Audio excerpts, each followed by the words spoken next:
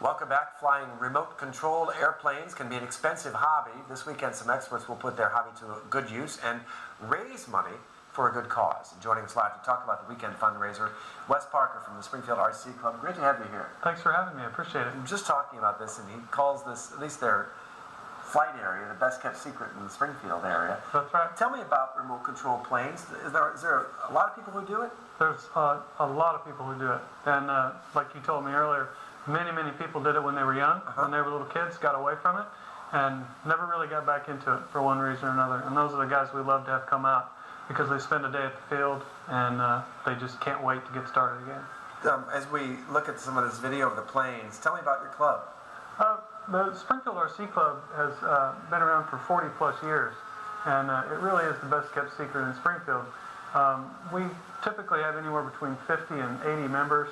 Right now we have just a great group of people, and you know, obviously that's where this charity event has come from, because we're looking to open it up to the public a little bit, make them aware. Tell me a little bit about where you fly. You said it's north of Springfield. North of Springfield, it's at Farm Road 189 in KK, just north of Fellows Lake, and we have a paved runway and a nice wide open flying area, and really one of the nicest flying sites around. Is it tough to fly these planes? Yes and no. There's an initial learning curve like anything else, but ultimately with the advance of the flight simulators for your computer, people have a lot of experience typically before they show up at the field. A little bit of work with an instructor and you're in business. We'll get to the fundraiser in just a sec. Let me ask you real quick, what does it cost to get into this hobby? The market has really changed over the last couple of years. It's typically been a very time-intensive, expensive hobby. Not so much anymore. You can buy a plane out of the box, ready to fly with radio and everything else for a couple $100 now. That's not bad. Not bad at all. We have to be careful though, because it doesn't take much for one of them to go down. That is true. That is true. That's correct. Let's get to the fundraiser, the whole reason you're here. Okay. Tell us what you're doing.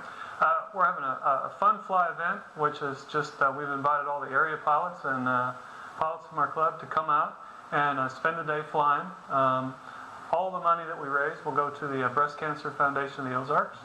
We met as a club and we're looking to do something like this for a long time, and the Breast Cancer Foundation was just a perfect fit for us. It's pretty cool. How big is your group? How many flyers do you expect on? We have 50-some members, about half of which we expect to fly, and then whoever comes in from the surrounding area that wants to fly as well. I bet it's quite a sight. It is, especially considering most pilots have 2 to 3 airplanes that they'll probably bring out. Briefly, can anybody get involved? Anyone is welcome. Anyone is welcome. It's free to the public.